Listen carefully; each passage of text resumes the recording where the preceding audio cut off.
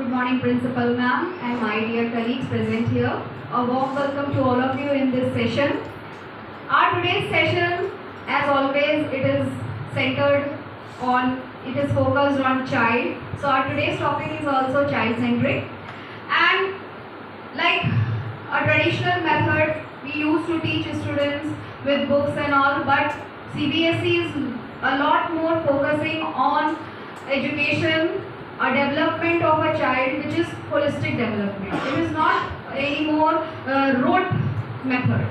So in this context, what CBSE is planning that education, the way of learning and understanding of a child, it should be included some kind of art also, because we have almost gone through in our school days also, when our teacher used to narrate something with the help of pictures or with something music or some innovation ideas. We used to understand those things far better than the regular process of reading books and everything.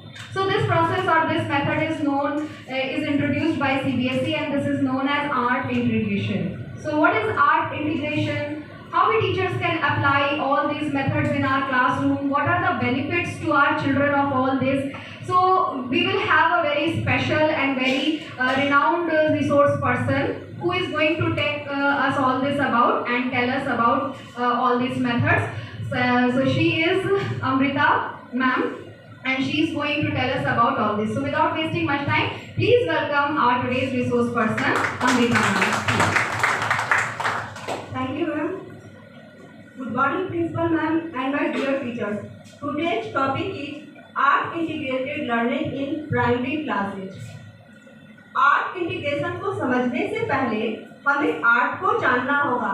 Art का meaning क्या है, हमें इसके बारे में सोचना होगा। जैसे ही आर्ट शब्द का प्रयोग होता है या हम लोग सुनते हैं आर्ट के बारे में, हमारे मस्तिष्क में एक छवि सी आती है।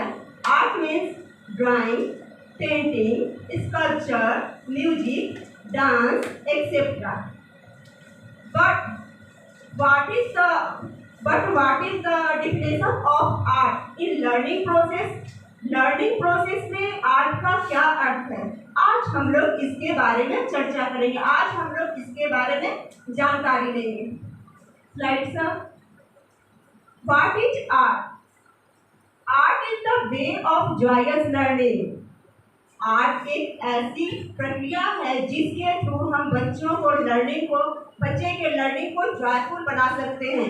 आपने देखा होगा कभी ना कभी छोटे बच्चों को, या आपने कभी क्लास में छोटे बच्चों को पढ़ाया है, अगर हम उसे रोटेट करके पढ़ाएं या फिर ब्लैक बोर्ड पर कुछ लिख कर पढ़ाएं तो बच्चे उन चीज़ों में इंटरेस्टेड नहीं होते हैं।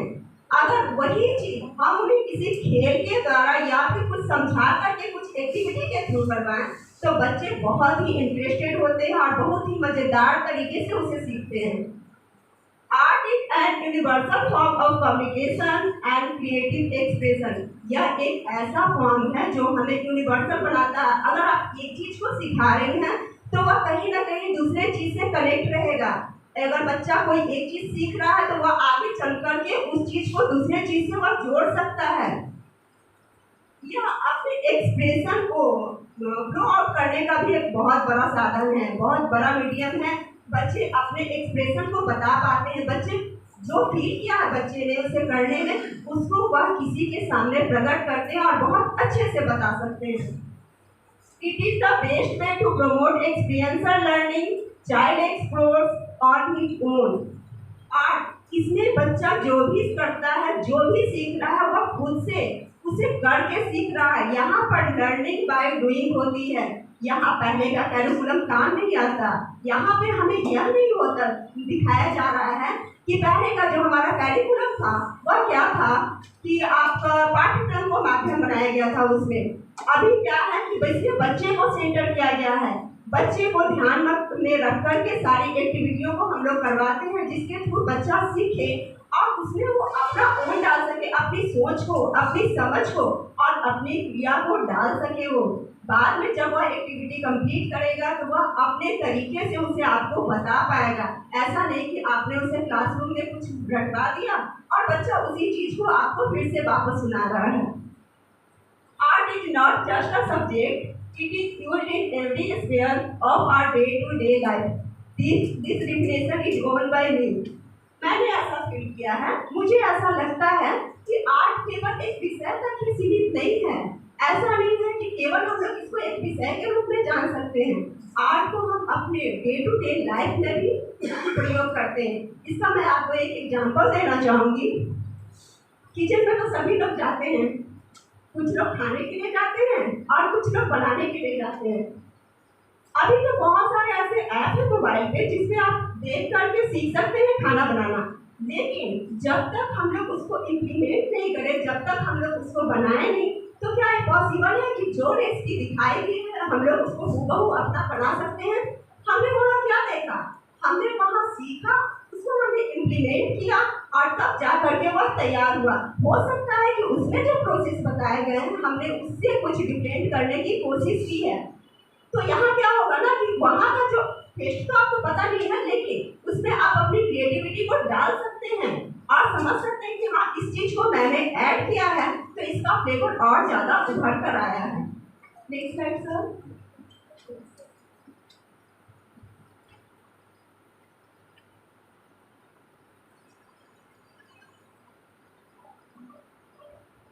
इस वीडियो के थ्रू हम लोग समझेंगे कि what is art integration. Exactly is arts integration? Arts integration is a way of teaching that connects any classroom curriculum with arts learning. Classroom curriculum can include subjects like science, math, language arts, social and emotional learning, literacy, social studies, health, and more. Arts learning can include arts disciplines like theater, dance, visual arts, poetry, music, folk and traditional arts, and media arts.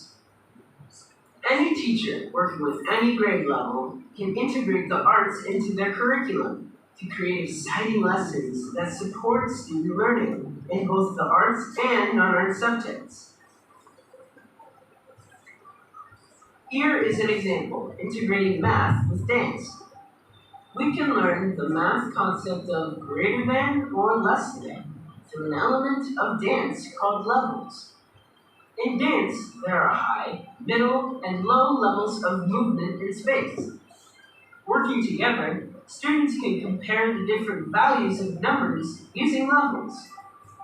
Students with a number that is greater than another can show a high level by reaching their body up to the ceiling. Students with a less than number can move close to the floor to show a low level. By creating physical connections with math and dance, students can learn both concepts at the same time. Arts integration has many benefits. We know the arts are good for our brains and hearts. Arts integration supports students to expand who they are in the classroom. Students who may never speak in class find themselves performing a poem. Emerging readers can paint their way towards literacy. Arts integration is a powerful way to engage in the learning process and gives us room to grow as individuals and as a community.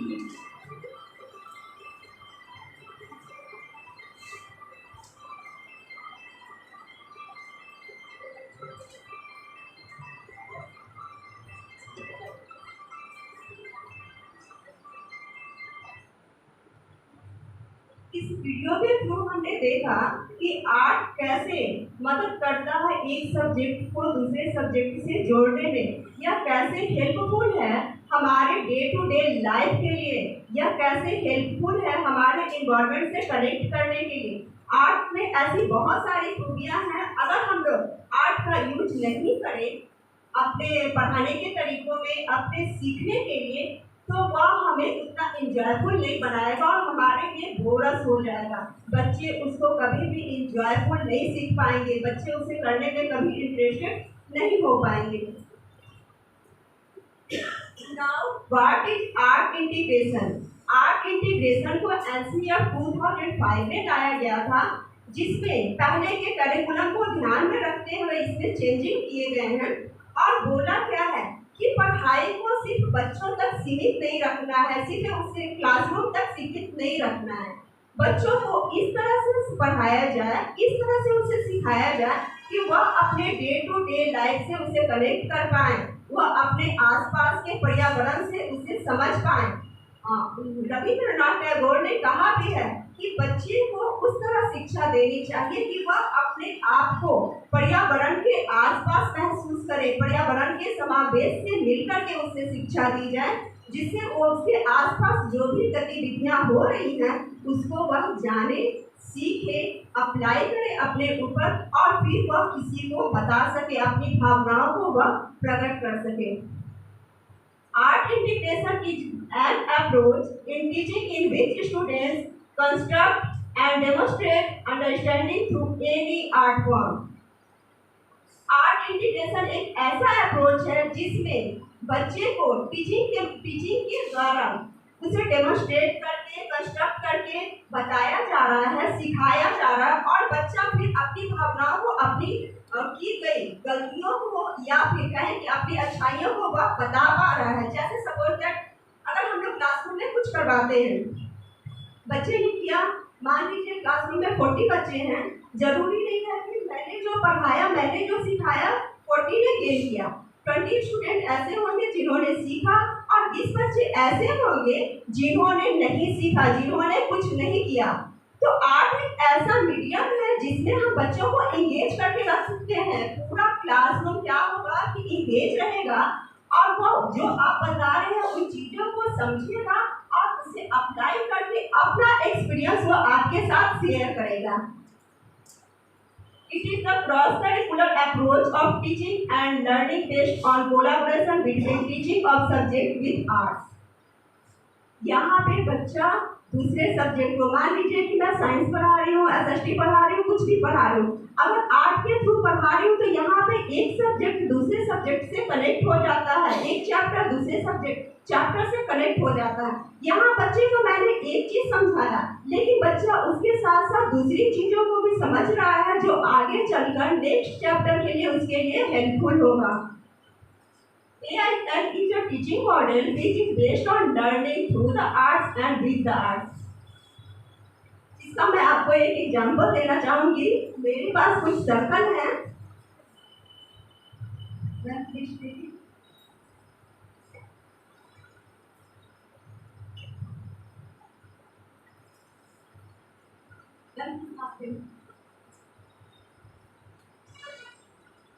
मान लीजिए छोटे बच्चों को तो ज्यादा deeply पढ़ाना नहीं है। मान लीजिए मैं सर्कल बना रही हूँ क्लास में, अगर मैंने सिंपल वे में उसे ब्लैक बोर्ड पर लिख करके उसका डिफिनेशन दे दिया कि आपको इसको लर्न करना है, आपको इसको समझना है, तो बच्चे इंटरेस्टेड नहीं होंगे। और अगर मान लीजिए 20 बच्चे कर भी रहे हैं तो ऐसा नहीं है कि जो उन्होंने एक बार याद किया वो उन्हें लाइफ टाइम या फिर लंबे समय तक उनको याद रहेगा। अगर यही प्रोसेस हम किसी एक्टिविटी के थ्रू करवाते हैं तो बच्चा इंटरेस्टेड भी होगा, क्लास आपका इंगेज भी रहेगा और बच्चा जो खुद करके देखेगा उस चीज को वह आपको अपने वे से समझा सकेगा। ऐसा जरूरी नहीं है कि मैं जैसा बोलूंगी सेम टू सेम उसे वैसा ही करना है, उसमें वो अपनी क्रिएटिविटी को डाल रहा है।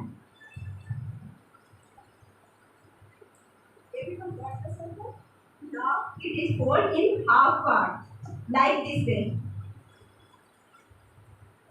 Again you fold it in half part. Now open your circle.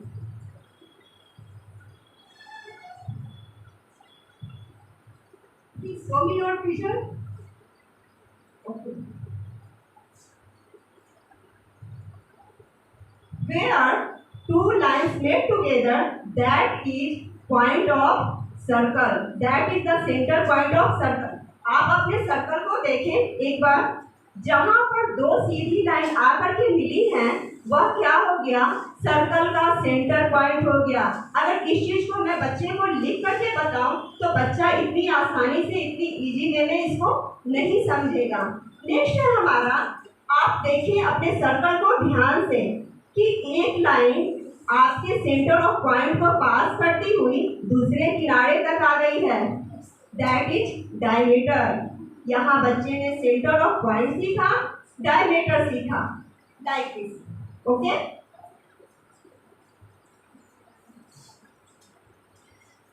अब यहाँ पर मैंने बच्चे को बता दिया सेंटर ऑफ पॉइंट और डायमीटर।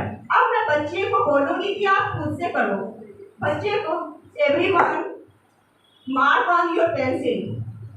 बच्चे ने यहाँ मार्क किया, लाइन पर किया जस्ट लाइक दिस, ओके। अब मैं बच्चे को बोलूंगी कि ये जो आपका सेंटर पॉइंट है, यहाँ से आपको सर्कल के किनारे तक, सर्कल के पैरामीटर तक एक लाइन खुद से ड्रॉ करनी है।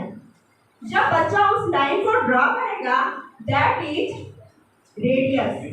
यहाँ बच्चे ने देख लिया सर्कल का सेंटर ऑफ पॉइंट क्या है, डायमीटर क्या है और रेडियस क्या है।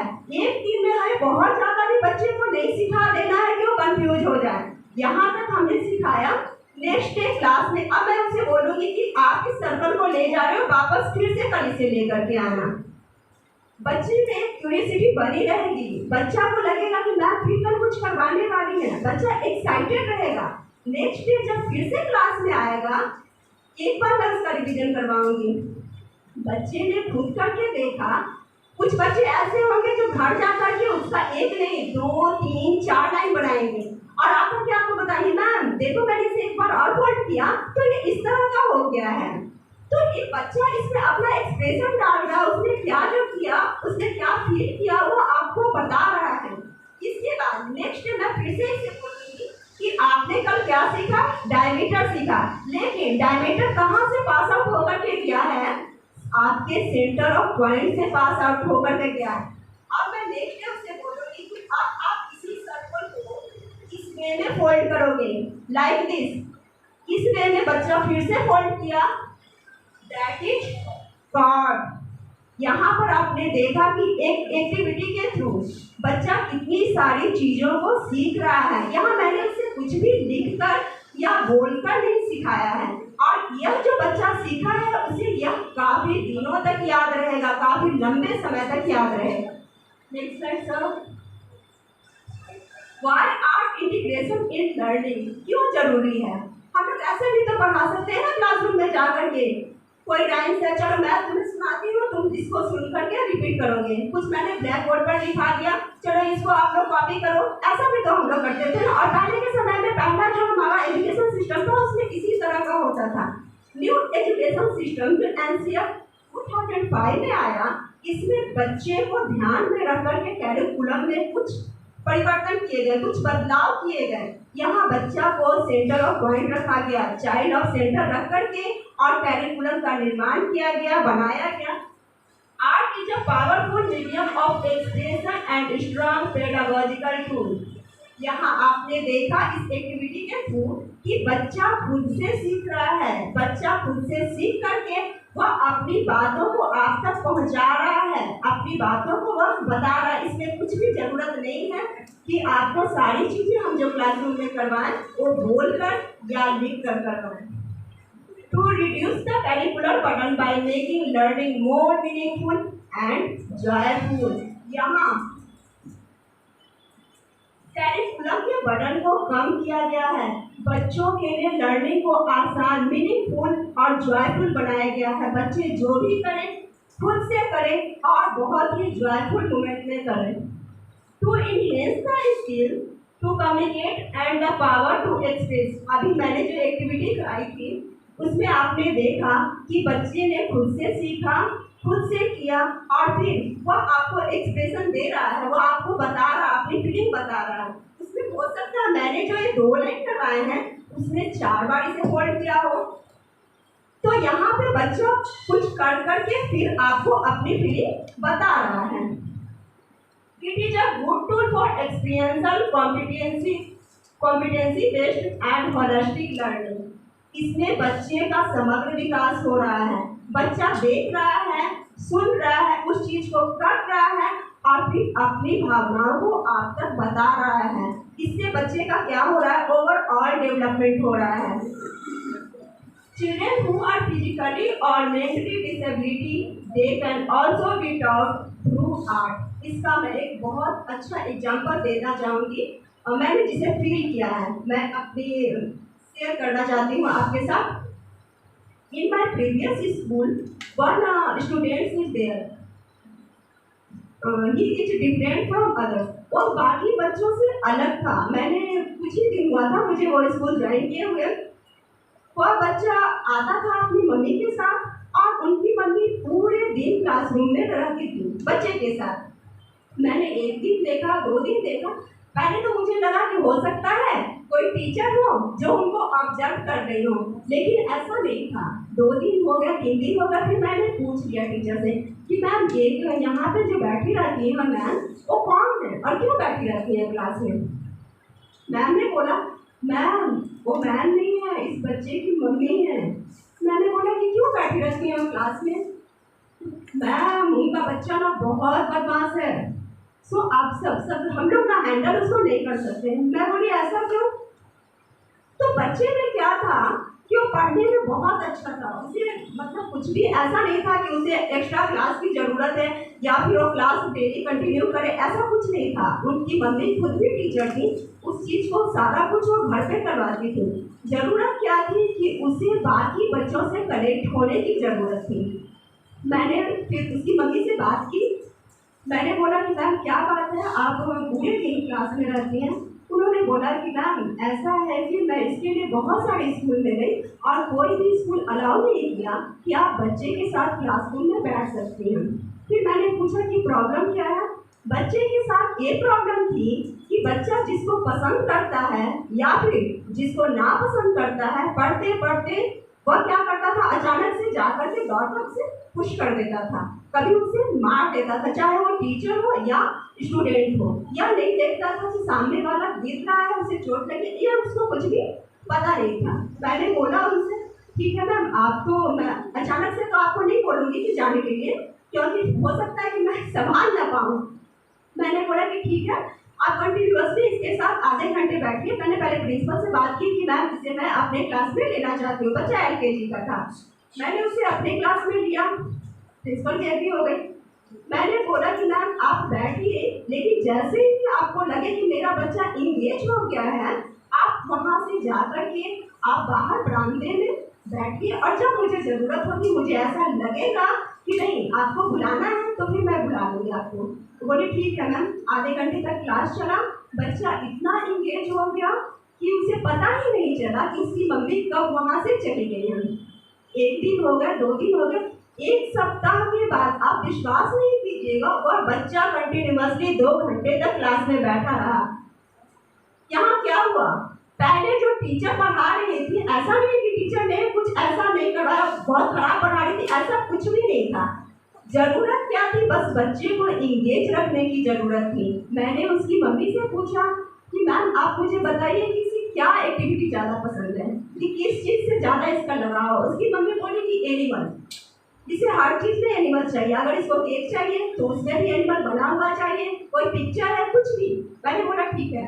क्राफ्ट में मेरा शुरू से ही इंटरेस्ट रहा है, तो मेरे घर पे कुछ पपेट बने हुए थे, मैंने कुछ चार्ट पेपर पे ड्रॉ किया और उस बच्चे को मैंने 2 घंटे तक इंगेज करके रखा through art.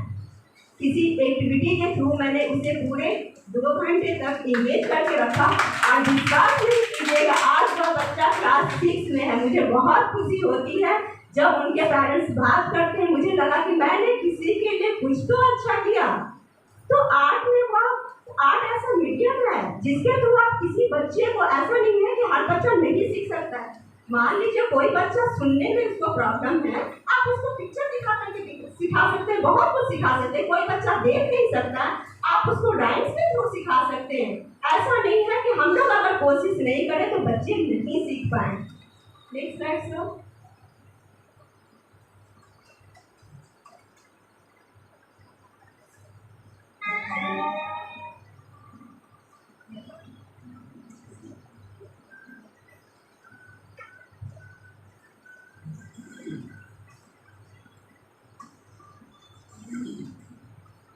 Benefits of AIL, Art Integration Learning, active participation of students. आप जब भी एक्टिविटी कराएंगे क्लास में, आप देखेंगे कि बच्चे उसके लिए पहले से ही बहुत उत्साहित रहते हैं। आप सीजर, कुछ ग्लू, कुछ पेपर वगैरह जैसे ही लेकर क्लासरूम में एंट्री करेंगी, बच्चे एक्साइटेड हो जाएंगे। अच्छा मैम आज कुछ करवाने वाली हैं। Ice breaker between students and teachers. कुछ बच्चे ऐसे होते हैं क्लासरूम में जो बहुत शाई होते हैं, जो बहुत कम बोलते हैं। किसी एक्टिविटी के थ्रू जब सारे बच्चे को देखेंगे कि कुछ ना कुछ कर रहा है, वह भी करेगा और अपनी भावनाओं को आपके पास आकर व्यक्त करेगा। मैम देखो मैंने ऐसा किया है, तो आप भी अपने बच्चे को समझ पाएंगी कि हाँ बच्चा क्या चाहता है, हम लोग इसके कैसे इसमें इम्प्रूवमेंट कर सकते हैं। Development of cognitive socio emotional, जब बच्चा कर रहा है तो वह अपनी भावनाओं को डाल रहा है, वह सामने वाले से कनेक्ट हो पा रहा है। Creates vibrant classroom that reflect a growing understanding, आप देखेंगे कि बच्चा जब भी एक्टिविटी कर रहा है आपका क्लासरूम एकदम से शांत हो जाएगा, कोई शोर नहीं। अगर आप सीधे उसे चैप्टर पे ले जाएं, वह बोरस फील करेगा, उसे नीरस होगी पढ़ने में। जैसे ही आप कोई एक्टिविटी करवाते हैं बच्चा एकदम से एक्टिव हो जाता है, मैम कुछ करवाने वाली है। अगर सामने वाला बोल भी रहा है तो दूसरे बच्चे बोलेंगे चुप रहो मैम कुछ करवाएंगी। Enhance communication skill, language skills and problem solving. बच्चा जब कुछ कर रहा है, आपको कुछ आकर बता रहा है, तो उसका क्या हो रहा है, डेवलपमेंट हो रहा है, लैंग्वेज स्किल उसका डेवलपमेंट हो रहा है। प्रॉब्लम सॉल्विंग, अगर वह कोई चीज को करते हुए अगर उससे प्रॉब्लम आती है तो वह आपके पास आएगा, मैम मेरे साथ ऐसा प्रॉब्लम है, मैम मुझसे ये नहीं हो रहा है, फिर आप उस चीज को सॉर्ट आउट कीजिए, उसे दूर कीजिए। यहाँ पे बच्चा जिसने जो भी फील किया वो आपके साथ शेयर करेगा। यहाँ मैं फिर से एक एक्टिविटी आपको बता रही हूँ जो इसके पहले वाले स्लाइड से रिलेटेड है, ठीक है। इस एक्टिविटी को करके हमें पता चल जाएगा कि इसके पहले वाले स्लाइड में हमने क्या डाला था और उसका क्या बेनिफिट है, ठीक है। सपोज दैट आप क्लास में, यहाँ मैंने दो चैप्टर दिए, दो टॉपिक लिए हैं, एक है आपका पार्ट्स ऑफ प्लांट और दूसरा है फैमिली मेंबर्स। दो चीजों को मैंने आपस में कनेक्ट करके इस एक्टिविटी को कंप्लीट किया है। बच्चे को आप दे दीजिए कुछ भी ड्रॉ करने के लिए, जैसे आप ट्री पढ़ा रही है, प्लांट पढ़ा रही है क्लास में, आप उसे दे दीजिए कि इसे आपको ड्रॉ करना है। A4 साइज पेपर में तो इजीली अवेलेबल हो गए सभी जगह, A4 साइज पेपर आप उन्हें दे दीजिए। बच्चे ने अपने तरीके से ड्रॉ किया, आपको क्या करना है कि बोर्ड पर एक बना देना है प्लांट, उसमें उसका पार्ट शो कर देना है, जैसा कि मैंने पहले पिक्चर में किया है। इसको देख करके बच्चा बनाया। अब आपको क्या बोलना है कि आपके घर में जितने भी फैमिली मेंबर हैं आपको उतने फ्लावर इसके ऊपर पेस्ट करने हैं। हो सकता है किसी बच्चे के घर में 2 हो, किसी के घर में 4 हो, कोई ज्वाइंट फैमिली में रहता है तो उसके घर में 6 या 8 भी हो सकते हैं। बच्चा अपने हिसाब से अपने अकॉर्डिंग क्या करेगा, उस पे फ्लावर पेस्ट करेगा। मैंने बच्चे को बोला कि आपको सिर्फ फ्लावर पेस्ट नहीं करना है, उसके ऊपर आपको अपने फैमिली मेंबर का फोटो भी पेस्ट करना है, जैसा कि मैंने दूसरे पिक्चर में किया है। बच्चा एक्साइटेड होकर घर जाएगा और जाते साथ वह बैग रखा, मम्मी मैम ने मुझे ये दिया है, फोटो निकालो, जल्दी जल्दी फोटो निकालो, मुझे फ्लावर बनाना है और इसके ऊपर पेस्ट करना है, मैम वापस से मुझे मांगी है। आपको बोलना है कि वापस से जब आप इसको कंप्लीट कर लोगे फिर से क्लास में, नेक्स्ट क्लास में आपको इसे ले करके आना है। बच्चा बहुत ही एक्साइटेड है, उसने घर पर बना लिया, नेक्स्ट डे वह ले करके आएगा वह पेपर को। आपको फिर से यहाँ पे देखिए मैंने 2 चीजें की, एक तो बच्चा पार्ट्स ऑफ प्लांट सीख रहा है, यहाँ दूसरे पिक्चर में बच्चा मेंबर्स ऑफ फैमिली सीख रहा है। यहाँ 2 चीजों को बच्चा एक साथ कनेक्ट करके क्या कर रहा है, सीख पा रहा है। ये तो 2 चीजें हो गई। अब क्लास में बच्चा आएगा, मैम मैंने ऐसा किया है, मेरे पास तो मेरे घर में 2 ही लोग रहते हैं मैम, तो मैंने तो 2 ही फ्लावर लगाया है। कुछ बच्चे ऐसे होंगे जो ज्वाइंट फैमिली में रहते हैं, वो बोलेंगे मैम देखिए ना मेरा तो बहुत सारा फ्लावर है और मैंने सारे में पिक्चर भी लगाया है। इसका मतलब तो आप यहाँ पे डिफाइन कर पाएंगे कि what is family, what is nuclear family and what is joint family. एक बच्चा और चीज को सीखा, यहाँ 2 एक्टिविटी के थ्रू बच्चे ने तीसरी चीज को भी सीख लिया। इसके बाद नीचे मैंने क्वेश्चन डाल रखा है, how many parts of the plant. अब बच्चा उस पार्ट्स को काउंट करेगा कि कितने हैं, बच्चे ने वहां लिखा 5, ये तो सबका इक्वल ही आएगा। नेक्स्ट है how many members in your family, यहाँ पे सबके आंसर अलग अलग होंगे। कोई 2 लिखेगा, कोई 3 लिखेगा, कोई 6 लिखेगा, कोई 5 लिखेगा। लास्ट में now add both the numbers and right. अब आप इन दोनों नंबर को आपस में ऐड करो और उसका आंसर लिखो। बच्चे यहाँ पे देखिए, मैंने क्या किया, ईवीएस का किसी टॉपिक को उठाया। ईवीएस के टॉपिक में एक टॉपिक से रिलेटेड था, दूसरा टॉपिक बच्चे ने दोनों चीज़ों को सीखा। इसके साथ में बच्चे ने एडिशन को सीखा। यहाँ तक हो गया। अगर आप इस एक्टिविटी को और बढ़ाना चाहते हैं तो यहाँ पे आप सिनोनिम्स डाल सकते हैं, ट्री का, फैमिली का। अगर हिंदी से उसे कनेक्ट करें तो आप पर्यायवाची शब्द डाल सकते हैं। तो आप देखेंगे कि एक एक्टिविटी के थ्रू बच्चा कितनी सारी चीज़ों को सीख रहा है। इसके पहले वाले स्लाइड में एक बेनिफिट था AIL का। Objective at primary level. Primary level में क्या है? Learn to like inclusive environment, discover concepts of mathematics and science in surroundings, explore and understand body movement and coordination, interdisciplinary connections, develops expressive communication and critical thinking skills, understand and develop their emotions, foster inquisitive attitude forward learning and knowledge, create awareness of rich heritage and cultural diversity। जो थे point, इसको तो आपने पहले slide में भी देखा। नीचे के जो पॉइंट हैं, understand and develop their emotion, बच्चा चीजों को समझ रहा है और अपनी भावनाओं को क्या कर रहा है, व्यक्त कर रहा है, आपको बता पा रहा है। Faster inquisitive attitude forward learning and knowledge. यहाँ पर फिर से मैं एक एग्जांपल देना चाहूँगी। जैसे आपको शब्द सिखाने हैं बच्चों को, या फिर मैथ्स उसका इम्प्रूव करना है, आप ज़्यादा देखिए, आज के लिए हमें बहुत सारी चीज़ों की आवश्यकता नहीं होती है कि ऐसा कि मैंने कुछ बनाया इसके लिए मुझे बहुत सारी चीज़ें चाहिए तभी हम लोग करवा पाएंगे। आप सिंपल उसको बोलिए कि बेटा आप तो, या फिर आप किसी पार्क में ले जा रही हैं कहीं पे, ऐसा तो होता ही है ना साल में कि हम लोग एक बार कहीं पिकनिक पे बच्चों को ले जा रहे हैं, कहीं घुमाने के लिए ले जा रहे हैं। वहाँ पे आप क्या करोगे, जितने भी होर्डिंग हैं लगे हुए साइन बोर्ड, आप उसमें लिखी चीज़ों को पढ़ोगे। बच्चा एक बार पढ़ेगा, 2 बार पढ़ेगा, इससे क्या होगा, उसका रीडिंग स्किल डेवलप होगा।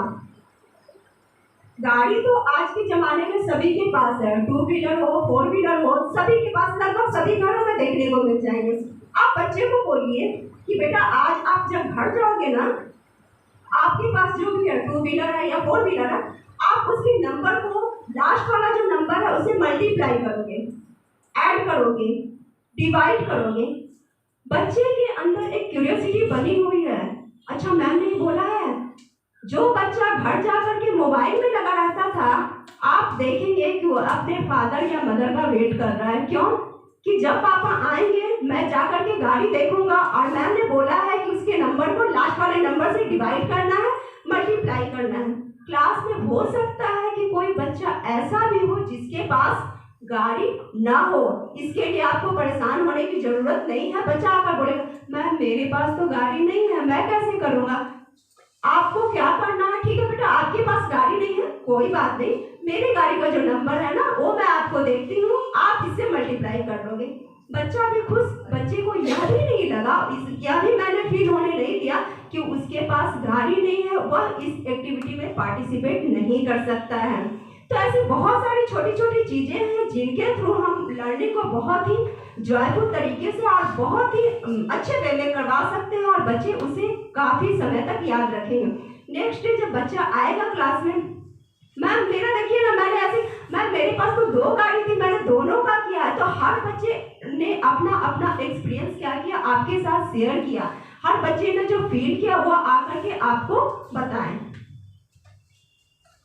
Various art activities, painting, cutting and pasting, thumb printing, collage making, clay modelling, origami paper work, story narration, music and dance, role play and games. बहुत सारी एक्टिविटीज हैं जिसके थ्रू हम लोग बच्चे के लर्निंग को इजी बना सकते हैं, आसान बना सकते हैं और मैं बोल रही हूँ बच्चे इसे करने में बहुत ही आनंदमय होते हैं, बहुत ही आनंदित होते हैं। Next slide sir.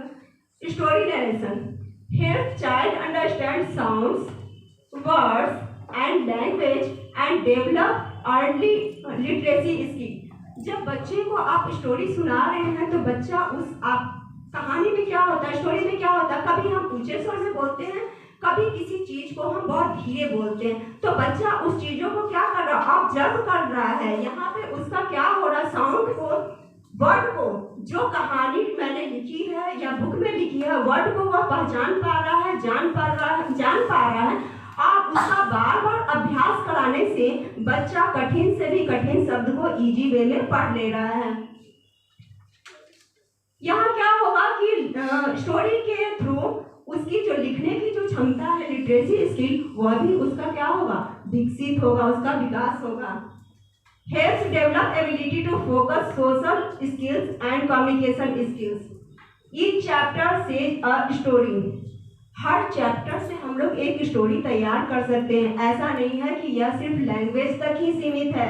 जैसा कि मैंने आपको दिखाया, ईवीएस के 2 टॉपिक को मिला करके मैंने एक स्टोरी, उसको स्टोरी ही बोल सकते हैं। इस तरह बहुत सारी ऐसी चीजें हैं जिससे हम लोग स्टोरी को निकाल सकते हैं, लेकिन जरूरत है इसके प्रिपरेशन की। पहले से आवश्यकता है हमें इसके लिए तैयार रहने की। और डेली पेपर, इसको बच्चे ही बहुत मजेदार तरीके से कर सकते हैं। यह क्या होता है, एक स्क्वायर साइज का पेपर होता है, क्राफ्ट पेपर होता है, जिसको ज़्यादातर यूज इसका क्राफ्ट के लिए ही होता है। एक कलरफुल पेपर होता है। Develops memory, focus and concentration. यहाँ जब बच्चा आपके साथ कुछ चीज़ों को बना रहा है, देख रहा है, तो कॉन्सेंट्रेट रहेगा। उसको जब तक वह पेपर को कैसे फोल्ड करना है वह अच्छे से नहीं देखेगा तो वह उस चीज़ को नहीं सीख सकता है। Develops observatory and fine motor skill. बच्चा जब कोई चीज बना रहा है तो उसका मोटर स्किल डेवलप हो रहा है, वो अपने हाथ का यूज कर रहा है, तो कहीं ना कहीं जाकर के उसका मोटर स्किल क्या हो रहा है, डेवलप हो रहा है। Improves spatial visualization skills using hands और learning. Magic of turning a piece of paper into something useful और pretty decoration in exciting for student. बच्चा पेपर से जब कुछ बना रहा तो पेपर को टर्न करना वह सीख रहा है। और बहुत ऐसी छोटी छोटी चीजें हैं जो हम लोग उसको बनाने के लिए बोल सकते हैं। बाद में वो क्या होगी, आपके क्लासरूम को भी डेकोरेट करने में बहुत ही हेल्पफुल होगा। कुछ पेरेंट्स तो ऐसे हैं जो आपके क्लासरूम को देख करके बोलते हैं, मैम इसका मैं एक पिक्चर ले सकती हूँ क्या। तो ऐसी छोटी छोटी चीजें जिसको बच्चे से आप करवा करके अपने क्लासरूम में, या फिर आप दिवाली के समय उसे रंगोली बनाने के लिए दे दीजिए, पेपर लैंप बनाने के लिए दे दीजिए। इससे क्या करेगा, वो समझेगा भी कि हाँ दिवाली का मीनिंग क्या है, और वह उन चीजों से अपने घर को क्या कर सकता है, डेकोरेट भी कर सकता है। Finger and vegetable printing gives excellent textile experience. Great way to learn creating new colors, enhances observation, classification and creativity. यहाँ बच्चे बहुत सारे कलर से जब हम उसे फिंगर प्रिंटिंग करवाते हैं ना, बच्चे बहुत मजेदार तरीके से करते हैं, बहुत एक्साइटेड रहते हैं इसके लिए। यहाँ बच्चे ने कलर को मिक्स करके एक नए कलर को बनाना भी सीखा। जब 2 कलर को हम आपस में मिक्स कर रहे हैं तो उससे कोई एक नया कलर बन रहा है, उसको भी बच्चे ने क्या किया, सीखा। क्रिएटिविटी तो आर्ट में भरकर है। हम कुछ भी चीज कर रहे हैं तो हमारा क्या है, क्रिएटिविटी ही है। बच्चा उसे अपने तरीके से, मैंने क्या किया, यहाँ एक ट्री बच्चे ने बनाया है अपने फिंगर से। नेक्स्ट में आप देखेंगे फिंगर टिप से उसने ट्री बनाया है। नेक्स्ट जो आपका अम्ब्रेला बना हुआ है उसमें उसने क्या किया है कि वेजिटेबल का यूज किया है, लेडीज फिंगर से बच्चे ने बनाया है। और नेक्स्ट जो पिक्चर है वह उसने अनियन से बनाया है। तो यहाँ बच्चे अपने घर में खोजते हैं ऐसी चीजों को जिसके थ्रू हम कुछ इंटरेस्टिंग बना सकें। Next sir, music and dance. Best way to understand any concept. किसी भी कंसेप्ट को समझने के लिए ये एक ऐसा तरीका है जिसके थ्रू हम बहुत कुछ समझ सकते हैं। जैसे छोटे छोटे बच्चों को अगर आप बोल दें कुछ भी म्यूजिक। मैं अपना एक उदाहरण देना चाहूँगी। जब ऑनलाइन क्लास चल रहा था, मैं एक एक्टिविटी करवा रही थी छोटे बच्चों को। बच्चे ने बोला कि मैम मेरे पास तो कुछ भी ऐसा म्यूजिक से रिलेटेड है नहीं जिसको मैं लेकर बैठूं। मैंने बोला ठीक है, कोई बात नहीं, आपके पास नहीं है तो किसी बच्चे के पास फ्लूट था, किसी के घर में तबला था, जो उन्होंने लेकर के बैठा। मैं बोली आप अपने घर में 5 कटोरी या 7 कटोरी ऐसे ले लो, उसमें आप पानी भर दो। बच्चे ने किया, पानी भर करके 7 कटोरी अपने पास रखा हो। मैंने बोला अब आप 2 पेंसिल लो और दोनों पेंसिल से उसके ऊपर क्या करो, बीट करो। यह क्या हो जाएगा, आपका जल तरंग बन जाएगा, एक तरह की म्यूजिक बन जाएगी आपकी। बच्चे को आप कुछ भी करवाइए, ऐसा नहीं कि बच्चे ने ऑनलाइन में कुछ भी नहीं सीखा। जरूरत क्या थी, हमें अपना 100% डालने की।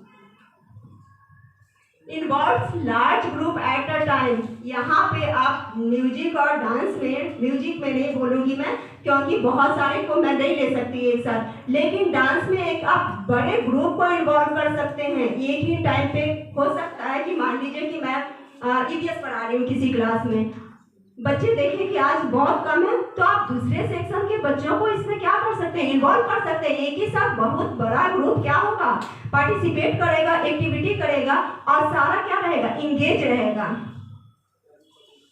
Learns coordination and self discipline. Child understand music and harmony. बच्चा यहाँ म्यूजिक को समझ पाएगा। जैसा कि मैंने पहले पॉइंट में बोला कि बच्चे के पास कुछ भी नहीं था म्यूजिक से रिलेटेड। मैंने उसे बोला कि आप 7 कटोरी लो और उसमें पानी भर करके पेंसिल से उस पर क्या करो, बीट करो। तो यहाँ आप म्यूजिक के साउंड को बच्चे ने क्या किया, सीखा और समझा।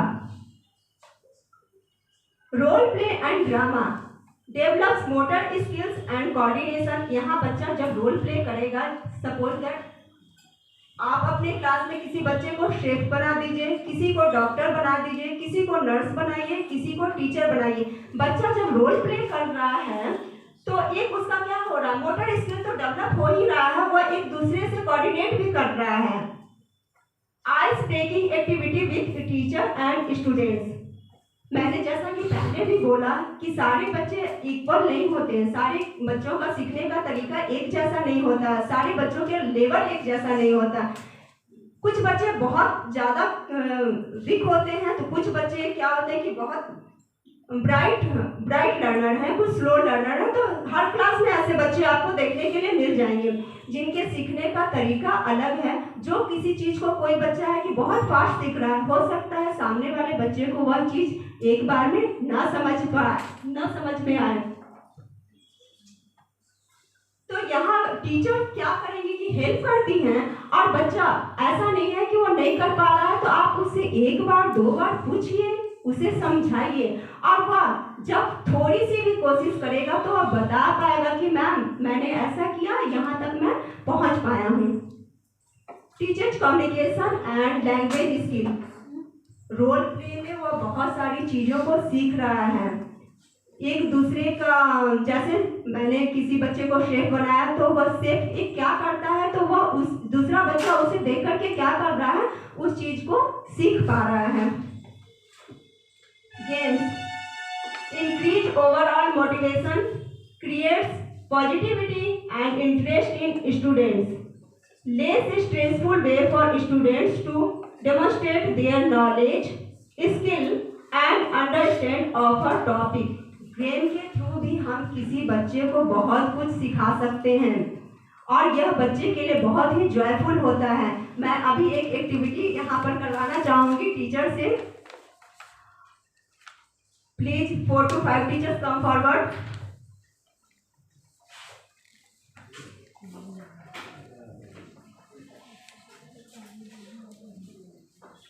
Sir please.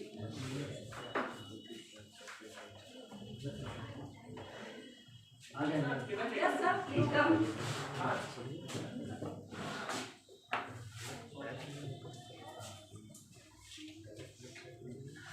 आप यहाँ देख रहे होंगे 5 बॉल्स रखे हुए हैं। इस बॉल में क्या है, हिंदी के कुछ वर्ण दिए गए हैं। इन वर्णों को जोड़कर आपको शब्द बनाना है और शब्दों से जोड़ करके आपको मीनिंगफुल वाक्य बनाना है। ऐसा वाक्य बनाना है जिसका कुछ अर्थ निकल पाए, और इसके लिए आपके पास समय है 3 मिनट का।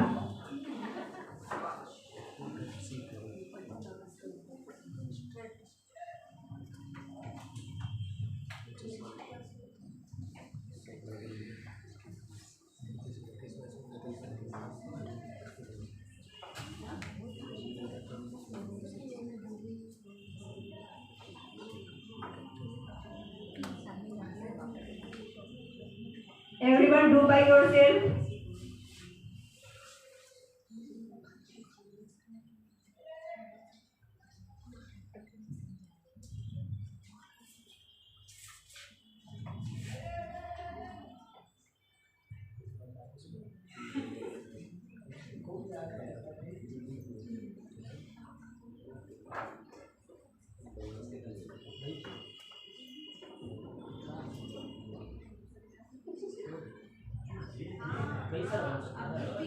एक ही वाक्य बनेगा सर।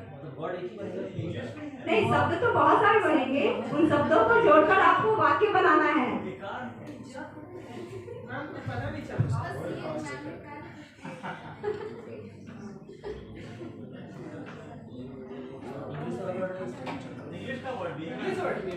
नो सर, केवल हिंदी का शब्द है यहाँ, उसको ध्यान से देखिए सर, उसके साथ और भी जाएगा कुछ।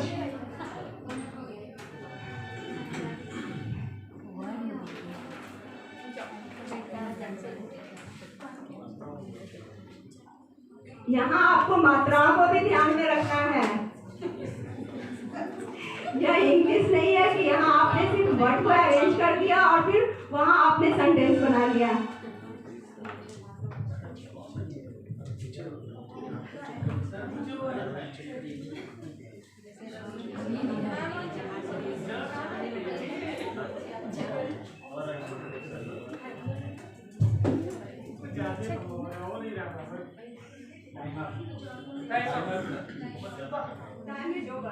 ओके, अब मैं बनाकर दिखाती हूँ आपको, ठीक है।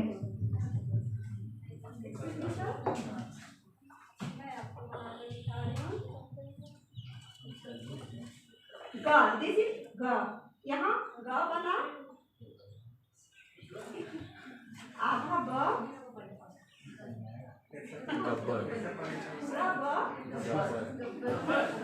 इसमें और भी वर्ड था र, और ये आ की मात्रा। अभी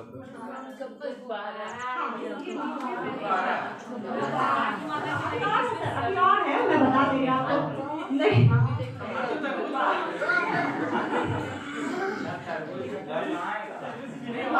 बहुत सारा है सर, यहाँ बहुत सारा है। हवा, हवा में उड़ रहा है, हम बना दिए,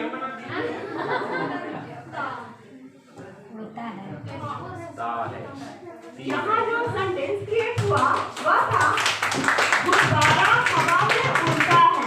तो आप इस एक्टिविटी को, आप जब लैंग्वेज क्लास लें आप, तो ऐसी छोटी छोटी एक्टिविटी को उसमें क्या कर सकते हैं, शामिल कर सकते हैं। इससे बच्चे क्या सीख रहे हैं, बच्चे ने वर्ड बनाना सीखा और वहाँ से बहुत सारे शब्दों को जोड़ करके उन्होंने एक एप्रोप्रिएट वाक्य बनाना सीखा, एक सटीक वाक्य बनाना सीखा जिसका कुछ न कुछ अर्थ निकलता हो। Next, arrangement and patterns help child connect logically, enhances reasoning and analysis skill, teaches sequencing, making predication, critical thinking.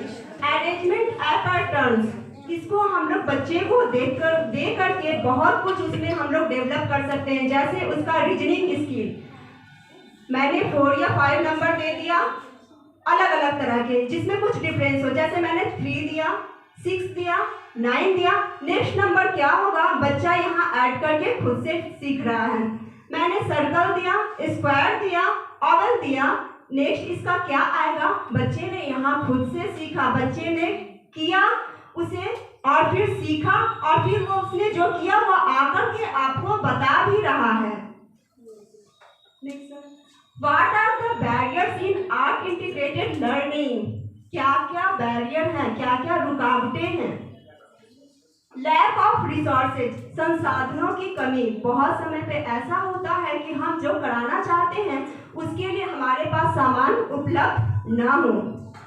Lack of time, जब आप आर्ट के थ्रू कुछ करवा रहे हैं तो उसके लिए आपको पहले से प्रिपेयर होकर रहना होगा। एट अ टाइम आप उसको नहीं करवा सकते हैं। जितने समय में आप सोचेंगे कि पॉसिबल नहीं है कि उतने समय में वो हो जाए।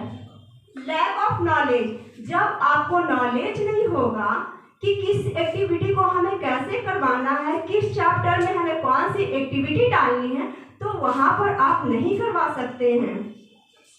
Lack of teacher appreciation for art, बहुत सारे ऐसे टीचर होते हैं जो बोलते हैं ये तो बहुत इजी था, क्या करवाना है, डेली डेली एक ही ड्राइंग पेंटिंग, पढ़ाने में मजा नहीं आ रहा, पढ़ा नहीं पा रहे हैं, बस इसी में सारा समय निकल जाता है। नहीं, तो यहाँ आपको उसके लिए इंटरेस्टेड होना होगा। और ये बहुत ही जरूरी चीज है कि किसी आर्ट के थ्रू आप बच्चे में क्या डाल रहे हैं। यह जरूरी नहीं है कि सिर्फ प्राइमरी लेवल पे ही हो, यह प्री प्राइमरी में और सेकेंडरी लेवल पे भी करवाया जा सकता है। इसके थ्रू बहुत सारी ऐसी एक्टिविटी है जो हम लोग सेकेंडरी लेवल पे भी करवा सकते हैं। पेरेंट्स डिसएग्री, अभी का जो समय है इसमें पेरेंट्स क्या होते हैं, बोलते हैं कि कुछ पेरेंट्स, आप सभी यहाँ पे बहुत सारे पेरेंट्स यहाँ बैठे हैं, कुछ पेरेंट्स बोलते नहीं मैम जो करवा रही है बहुत अच्छा है, हमारा बच्चा कुछ ना कुछ नया सीख रहा है। लेकिन बहुत सारे ऐसे पेरेंट्स भी हैं जो बोलते हैं मैम क्या रोज रोज दे देती है ड्राइंग बनाने के लिए, पेंटिंग कटिंग पेस्टिंग सब बेकार में, कुछ पढ़ाती नहीं है। तो यहाँ हमें पेरेंट्स को समझाना होगा, अपने तरीके से उन्हें समझाना होगा कि किस तरह हम लोग इसको सीखने में आपके बच्चे के लिए हेल्पफुल है। Overcoming barriers, availability of material economical locally available environment friendly, zero investment materials, age and interest appropriate, ensuring materials availability will performing activity.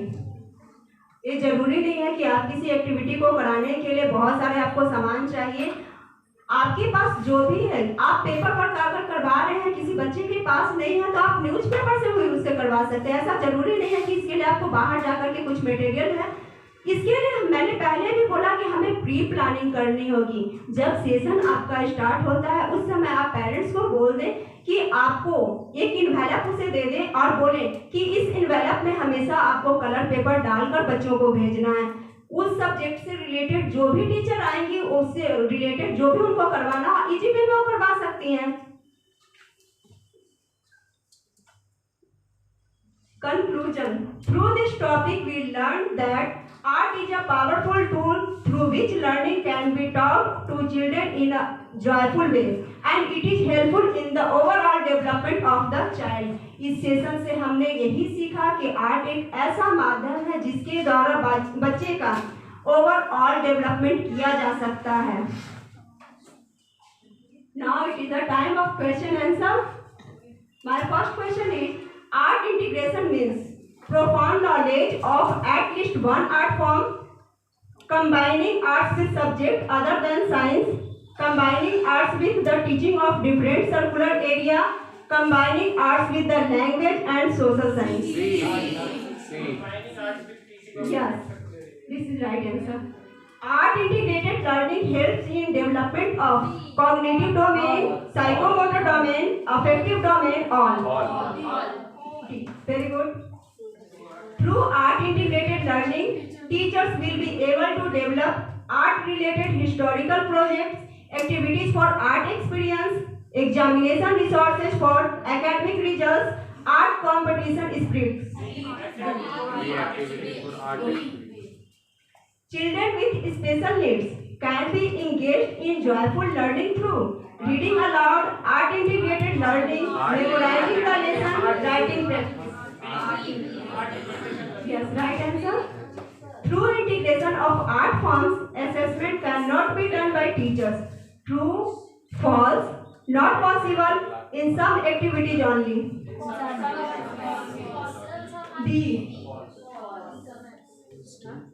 Through integration of art form, assessment cannot be done by teachers. किया जा सकता है। जब हम कुछ सिखा रहे हैं तो बाद में हम उस बच्चे से पूछ सकते हैं कि यह जो आपने बनाया है इसका आंसर क्या है, इसका कंक्लूजन क्या है, या फिर आपने जो इस मान लीजिए मैंने सर्कल दिया, जब बच्चे ने फोल्ड किया तो फिर वह क्या बता सकता है ना, तो हम लोग उसका क्या असेसमेंट ले सकते हैं कि बच्चे ने कहाँ तक सीखा, क्या सीखा।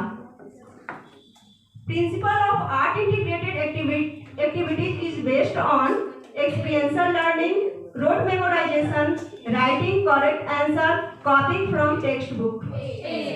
Experiential learning. Which of the following is not a performing art? Dance, music, mime, or painting?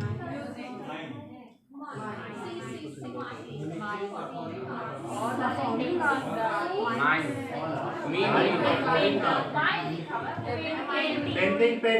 Painting is right option.